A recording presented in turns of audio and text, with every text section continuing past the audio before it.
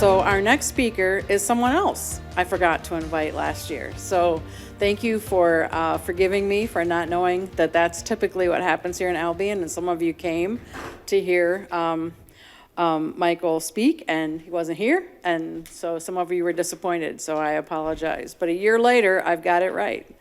So Michael Horrigan from W.E. Upjohn Institute is here to give an official economic forecast. So, and I don't know if you want to use this mic or, because sure. we have, yeah, I'll let you have this one. I can scream, but I think the mic is a little bit better, right? Okay, all right. I'm going to see if this works, and it doesn't. All right, never mind. So I will ask you to just slide forward, do slides forward. Okay, cool. Thank you, Virgie. And no problems with the invite. I'm new too. This is my 5th anniversary, but I finally start feeling like I'm part of the community, so totally understand. But thank you for inviting me. Representative Hosmuth, welcome. The Mayor Snyder. Sean is from our Michigan Works, which is part of the Upjohn Institute. And Sean was actually telling me that I think you're having a job fair relatively soon. KCC, right. Community College.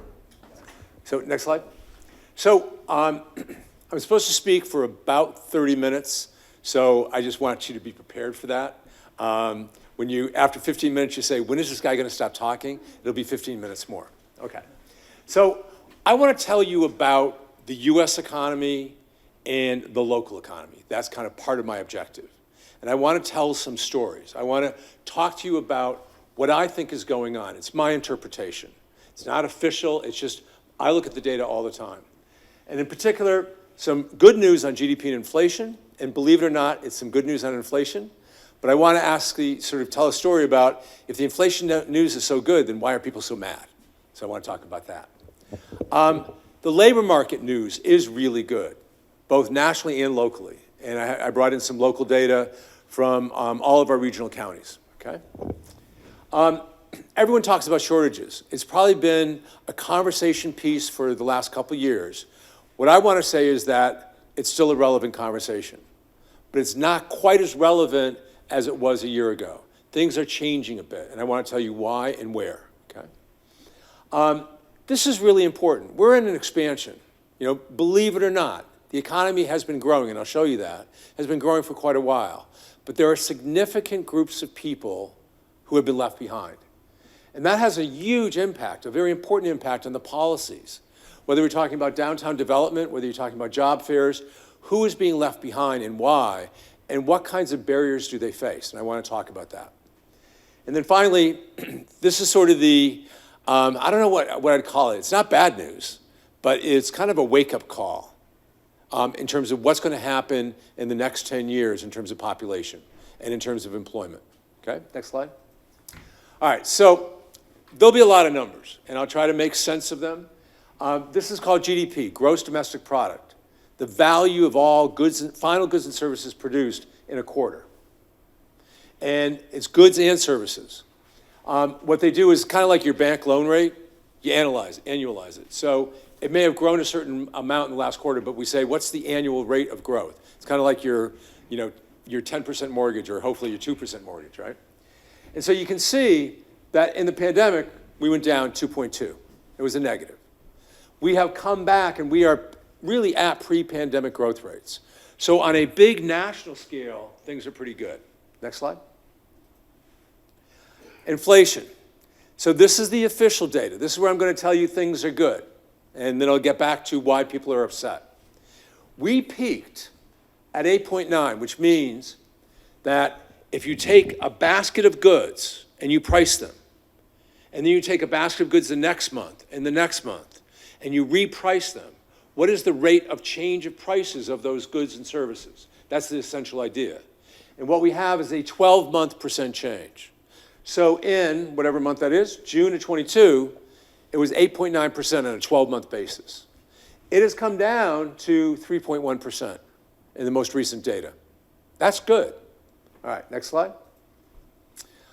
I like to look at it a slightly different way because what happened 12 months ago, it could have been like a really high month and therefore the rate looks low. It could have been a low month. I like to look at blocks of time and what's happened over those blocks. And it's, again, it's kind of like your loan. If you have, say, a loan for 6 months, but they express it at an annual rate, that's kind of what I'm doing here. So what you see is something called all items. This is the measure of inflation for literally all items, goods and services, okay? And in January to June 22, it has had an annual rate of 11.1%. That's not good. That's pretty high. And from July to December of 2022, in orange, it was 3.1. In the most recent period, January 23 to January 24, 3.1. So you can see there was this really bad period, and it has eased. Now, what's important is that foods come down. I know what you mean about the light. Yes. It's fun. Foods come down. Core has come down. Now, what do we mean by core? It's basically all items, and then you take out energy and food, because those are pretty volatile, okay? Commodities, goods like tables, chairs, etc., way down. As a matter of fact, it went negative. I mean, prices do fall, right? Believe it or not, prices do fall. So what's the stubborn part in our economy? Services. Those are still relatively high, okay? All right, next slide. All this slide is saying is that if you look at wage changes on a 12-month basis, and you mentioned, I think, benefits in one of the comments, benefit changes, or just the total, wages and benefits, compensation, it was pretty steady, and then after the pandemic, with all the things happening with inflation, it rose. And even now, it's easing a bit. I mean, it's great to have higher wages, right? But on the other hand, a pressure on wages also has an impact on businesses. And so what this is saying is that when the wages, if you have lots of shortages, you're offering higher wages. This is actually a little bit of good news in the sense that wages are still growing, but businesses are not in this hyper-competitive environment to offer more money, okay? Next slide. All right. This is a slide that's fun for me. I don't know if it'll be fun for you. But there's 70 categories of items in the Consumer Price Index. Think of like fruit and vegetables, okay? There's 70 of them. And all I did, are you familiar with the Fed and the Fed's target for inflation, right? They want to have inflation at 2.1%. And that's for a certain data series. For the CPI, that translates into 2.5% annual rate of inflation. That's their target. And what I wanted to look at is, all right, with those 70 items, what percent of those items are greater than 2.5%? In June of 22, it was 91%. It was not a good news economy. Guess where it is now? Whoops, you can't see it because of my shadow. I feel like Peter Pan. 34.3%, which is getting back to where normal has been. Again, good news. All right, let's see why people are mad. Next slide. I looked at something called an average price. So there's fuel oil. The data on CPI, they collect like 85,000 prices a month. It's a huge operation. And they have thousands of observations on everything. Fuel oil, 281. Then between February 20 and January 24, it maxed out at 597. So it's come down to 377. So inflation's come down. You're still paying more than February 20. That's what people are mad about. Take a look at milk. 320 to 422 to 396. Do you call that progress? Well, yes. We have to also look at what happened to our wages. But the fact is, this is why people are still upset, because they go to the grocery store and they buy gas. And they see this, right? I mean, you all know, you go out to eat for breakfast. How much does it cost, right? It costs a lot these days. All right, next slide. Finally, I want to give you some good news, some even better news on forward inflation. In blue is something called the shelter index. That's the inflation rate for shelter. It looks at data over the last 6 months. In red is the Zillow index. All right, is this the part where you guys are going to another meeting? Yeah. So I should not take this personally, right? Is this going to be in the video? I'm sorry. All right. So in Zillow prices are today's prices. And what Zillow is showing is that prices are starting to come down. So that means that the CPI, since it's a 6-month lag, is actually going to start to improve over the next 6 months. That's good news. Next slide. Virgie, are you keeping track of time? Yes. Okay. I don't want to go too fast or too slow, but. You're doing well. All right, employment. Next slide.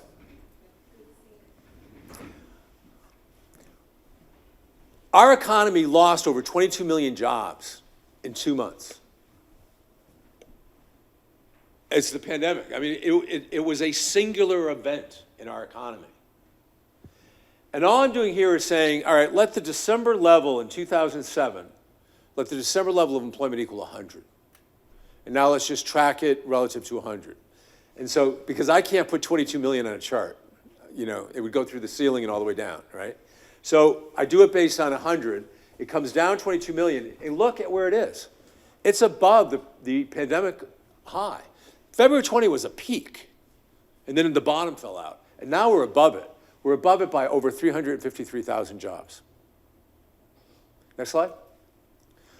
All right, if you look at where we are with employment, one measure, and you might be familiar with that monthly payroll number that comes out on generally the first Friday of the month. It's the change in the size of payrolls in the United States. How many jobs changed? What was the employment change? And you can see it was 353,000 in January. That was the estimate. The way I would characterize, in general, you've had these big purple months, but generally speaking, the red, the blue, and the yellow has seen just a gradual kind of decline in the change. These are still positive numbers. Is that bad news? No, because prior to the pandemic, what was a good month? 180, 190, 200. That was a normal, strong month. We're still at 353,000. Economists don't know what to do with this, because economists don't like good news. They're pessimists by heart, right? So that 353 is still a really strong number. And if you see those, the payroll number came down this month, it's not negative. It's a slightly lower positive. It's going to come down because it's going to go back to more of a long-term equilibrium, okay? Next slide.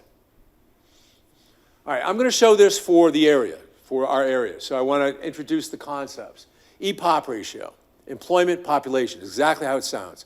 The number of people employed divided by the population, civilian population. And it was, in February 20, 61.1 for this country, and it hit 51.2 by April, and now it's back to 60.2. We're not quite recovered. Labor force participation rate.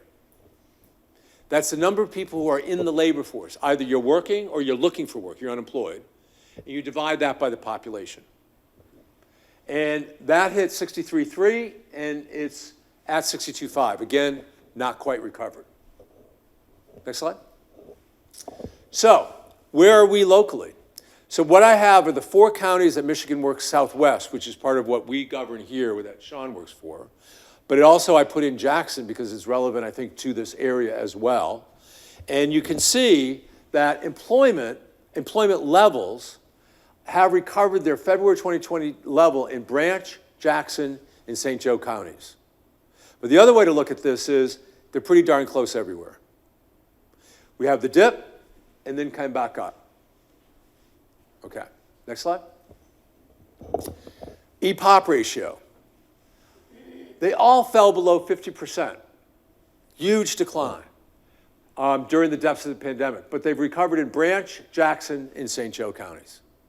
And again, they're pretty close. I would call 57.1 versus 57.8 pretty close. So I think in terms of this area, we're actually doing, in terms of the recovery back to February 20, and I use kind of February 20 as my marker of when things started going downhill and then coming back up. We're doing better than the overall economy, I think, in this area on these dimensions. Next slide. LFPR, labor force participation rate. They have recovered in Branch, again in Jackson, and in Kalamazoo counties. And again, I would describe it, relatively speaking, as very close for all of them. Again, I think a little bit stronger than the nation. Next slide. So we all talk about the unemployment rate, and I got to say, I mean, I used to run the program that put out the unemployment rate every month and the inflation rates. That was my prior job. I spent years running the measurement programs at the Bureau of Labor Statistics. And I love the unemployment rate. It's just boring because you don't really know what's going on with the economy. All you know is that it's good. It's come back down in Calhoun to 4%. And in Branch, you can see it went way up and then it's come back down. But it doesn't really tell you overall about the health of the labor market. You have to look at more than just the unemployment rate, okay? But terrific recovery in all these counties. Next slide. All right, so I mentioned shortages. Everyone's talking about shortages. And the message I want to give you is they're still here, but they're not as the shortages are not as big a problem as they were. But I want to give you better advice than that. I want to tell you what industries seem hot in terms of being really in shortage, which ones are strong in terms of being in shortage, but which ones are really cooling, which ones are weak. And so the first thing I'm going to show you is, what do I look at if I want to see a shortage? If I want to look at the data and say, gee, this is in shortage, what are the data I look at? Next slide. So the first thing I look at is this wonderful data series called Job Openings and Labor Turnover. And they've recently put out this data for Michigan and for all states, okay? In red, you have job openings. This is the number of job openings on your books, if you will, on the last day of the month. It is not, and I repeat, though I haven't said it yet, I will repeat, it is not job postings. It's the actual openings that if qualified candidates walk through the door, you could fill today, okay? We know how, postings work, right? You have 3 vacancies and you post for 100 jobs, or, there's a lot of turnover kind of thing. This is our actual job openings you could fill. Hires, so it's on the last day of the month. Hires are the number of hires over the month. And you notice at the end of 2020, 2021, 2022, openings went way up relative to hires. That's called a shortage. One dimension of it. It has eased a bit. You can see openings have come down. So that's one piece of evidence. Next one. By the way, these are all national numbers. I'm going to show, I'm not looking at industries yet. I'm going to show you in a minute. Quits. If the market's hot and you can get a better job elsewhere, I mean, we've all heard stories about people who accept a job and then they don't show up because they went and got another job a week later. There was a thing called the Great Resignation, the resignation economy, people job shopping all over the place. And that's true. 4.5 million was the peak, which is the highest in the 20 years that the series has been in existence. It's now come back down to 3.4, but it's still pretty high. Again, it's eased. Next slide. Besides the fact that this looks like a defibrillation, did I say that right, episode on your chart. Oh, I'm on video and I'm mispronouncing words. My wife will love it. There was this huge sort of change going on in wages during the pandemic. So what you really want to look at is before the pandemic, it's, we're in an expanding economy, it's slowly rising. But now look at where we are here. We're still way elevated. So wages are still a strong indicator. I mean, think of it this way. These are average wages. When you want to find a new worker, you offer higher wages to new workers. But if the average for all workers is going up because you want to retain workers, that's even better and more convincing to me evidence that we're in a shortage. And so the elevated wages, I think, are a sign, but those have been easing a bit. Next slide. Then this is a repeat of the other slide. I just want you to know, the other thing I look at is employment growing? If it's a hot market, you don't expect employment to be declining, right? All right, so next slide. I'm not going to go through every industry with 4 slides per industry on the signs of shortages. I'm going to tell you what I found. Health is hot. It's hot on all the dimensions. Job openings are bigger than hires. Quits are still high. Wages are high. Employment is growing fast. In these strong markets, Except for construction, job openings are much higher than hires. Now in construction, they're still higher, but not quite as much. But it's the other indicators, the wages, the quits, the employment, it's all strong, okay? Cooling markets. In cooling markets, openings and hires are the same. And those other dimensions I mentioned, there's just a mix. You're not looking at a uniform message that this is a hot market. Sometimes employment's a little bit weak, sometimes wages are coming down, that kind of thing. So I see a lot of cooling in the job shortage areas, and then the weak market is retail, trade, and non-durable manufacturing. Employment has been falling in those industries. As a matter of fact, in non-durable, 10 out of the last 11 months. A significant period of decline. So the cooling markets are leisure, transportation, and wholesale trade. And I think the economy is going to continue drifting from the hot will become strong, some of the strong will become a little bit more cooling. I think it's going to be hitting back towards a more normal equilibrium. Next slide. So, who's getting left behind in an expansion? You remember the term, it's the she recession? Well, I'm not a marketing expert, but when I look at the data, I would call it the she, less than bachelors, everybody who's less than bachelors, and basically people who are in marginalized groups, people of color, that are also being left behind. But with a real focus in all of those dimensions on having less than a bachelor's degree. Of the 22 million jobs lost in 2 months, approximately 63% of them were in lower wage industries, where the lower wages dominated by people with less than a bachelor's degree in terms of their educational attainment. There was a focused the job loss was really focused in particular areas. Next slide. So what I've done here is I have less than bachelors. This 4795, even though it's a positive number, represents job loss from February to April. Again, I'm doing February to April 2020. This is saying that we lost 4.8 million. These are in thousands. 4.8 million jobs. We regained 3 million. For which group? White, non-Hispanic males. Now, I'm using categories that come out of the surveys. These are not the words we use in our culture. These are words that are captured through the survey instrument, okay? Non-white males, where I'm combining non-Hispanic blacks and blacks according to the survey. And then white non-Hispanic females, and non-white females. And you notice that two of the groups, this doesn't say anything about the quality of the jobs that were regained. But what it does say is that there has been a real decline in employment coming back of white non-Hispanic males and females. The other thing that it's saying is the job losses in all these groups dominate everything.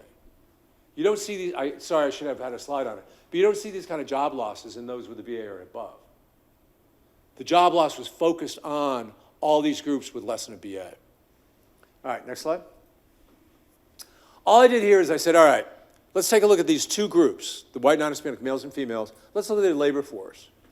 Their labor force in February 20 and then in January 24, and I did it by age group.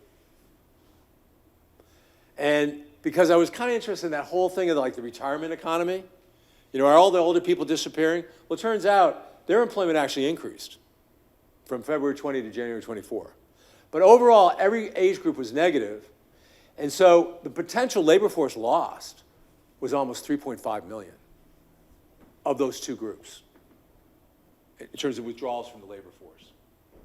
All right, next slide. This is looking at the kind of raw data. I was able to do some analysis. And these are people who are out of the labor force, but they want a job now. And they say they have reasons why they can't either look for work or take a job. It could be something as simple as, I just don't believe work's available in the area. Or I'm in school, I would decide to go back to school. So good, bad reasons, combinations. And if you look at all the reasons, the number of people citing this, that number has come down. But if you look at people who are out of the labor force, want a job now, and cite childcare, family responsibility, or transportation as a barrier, that number hit 1 million in the summer of 2020, and guess where it is now? 1 million, 1.1. These are groups that are facing significant barriers that we are trying to reach through Michigan Works, through the work that we do with the Downtown Development Authority. How do we get the folks who are having problems just even getting to work because they don't have transportation, getting to work because they don't have childcare? This group is still very, very large on a national basis. Next slide. Of that group, 55% of that group are females with less than a BA. That's where you get the she recession. That's where you get the she recession less than a BA. Okay. Next slide. All right. I'm sorry, I don't know how I'm doing on time, but I got to get through these slides. Am I doing all right? Go ahead. Yeah, you're fine. Okay, good. These slides are a little scary, but they also represent a real opportunity. I want to talk about long-term, kind of the forecast part of this. What is happening in the long term in terms of demographic trends? Where is our economy going? Next slide. Well, first of all, and this is from the Research Seminar in Quantitative Economics. Very hard to remember that name. It's at the University of Michigan. They do the budget forecast for the state. They do a national forecast, a state forecast, and they do some regional, not a lot. One of the things they do is they look at population. And in yellow, that's the natural growth of the population. And what they're saying, which a lot of people are saying, is that somewhere in the 2040s, our natural growth, without immigration, our natural growth of the population is going to start declining. Now, for immigration, they just put the actual data and then they put a straight line, because basically what they're saying is we don't know what's going to happen to immigration. Okay? Now, I'm not going to walk into an immigration debate tonight, but what I am going to say is that I think we need to change conversation on immigration, and in particular on high-skilled immigration. I know we have a conversation that we're having, or we should have, on the border, where a lot of that immigration is for people who have a high school or less than high school degree, but we need to have a conversation about high-skilled immigration. I'll say more in a minute. Next slide. The reason I want to say that is over this slide and the next one, in the next couple. The Congressional Budget Office puts out projections of population and employment. And they also put out estimates based on actual data. So from 2012 to 22, that's 10 years, 120 months. Employment in the US grew from 142 to 158 million. So if you take that change and you divide by 120 months, you get an average monthly change of 131,000. If you take their projections over the next 10 years and divide by 120, guess what the average monthly change in employment is going to be? 53,000. So all that stuff is said about shortages disappearing or easing and all that, it's true for the next 2 years. Not over the next 10. We're going to be scrambling for workers. Now, I was on a panel a couple months ago where my fellow panelists said, well, you're just going to have to get used to lower rates of GDP. And I said, time out, take a look at the next slide. Good, I was hoping to be the next slide. Look at the population of developing countries. Growing like gangbusters. That's in blue. Green are the US, Europe, etc. Guess what's going to happen in the next 10 years? Our export markets are going to be booming. We're going to be competing with China, Russia, India, etc. for this growing market, population market. Plus, you know, even though we may not be growing in population as much as we were, we're going to want more iPhones and more, you know, all the stuff that we want. It's going to continue to be a vibrant US economy, but we're going to do it with far fewer people. So I was mentioning that thing about immigration. Next slide. Oh, sorry. Yeah, I want to do this one first. No, can you go to the, I'm going to do this in reverse order. Next slide. Good.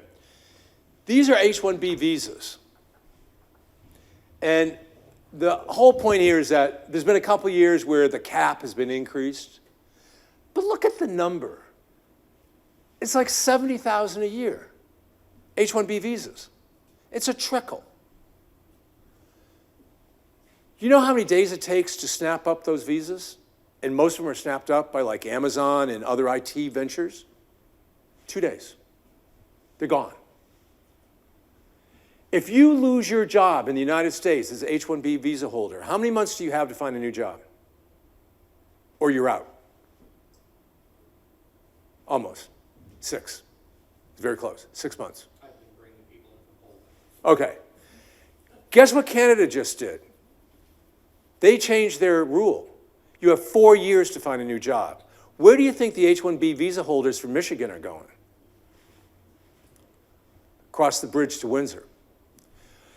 But it's more than just that rule. I think these numbers could be greatly expanded. And I don't know, I don't think the state has any particular power to get an exception to federal rules. Because I was kind of hoping that the Michigan Growing Together Population Council would have some sort of recommendation on greatly expanding H-1B visas for Michigan. But I think we need it. Previous slide. The other reason we need it, this is my last slide, and this will take just a little bit of work, but it's really important. That 19.4 in blue, what I did is I took all the occupations, and for every occupation I have a wage, and I just put them from lowest to highest. And I said, okay, let's take a look at the 25th, the first wage quartile, okay? In terms of out of total, you take the wages times the number of people, what is the wage value that's in the lowest 25%? And how many people work in those occupations? And it turns out in the year 2022, 19.4% of people worked in the lowest quarter by wages of occupations. And in the highest, it was 22.3%. I then took data on projections, the employment growth in occupations over the next 10 years. And I have their wage, I just used the wages in 2022. So I put them in the same buckets, the same wage buckets, okay? And I just looked at the growth. Right now, 20% of people are in the lowest wage quartile, but only 9.6 of the growth is going to be in those occupations. We're gonna have this huge oversupply in the second wage quartile.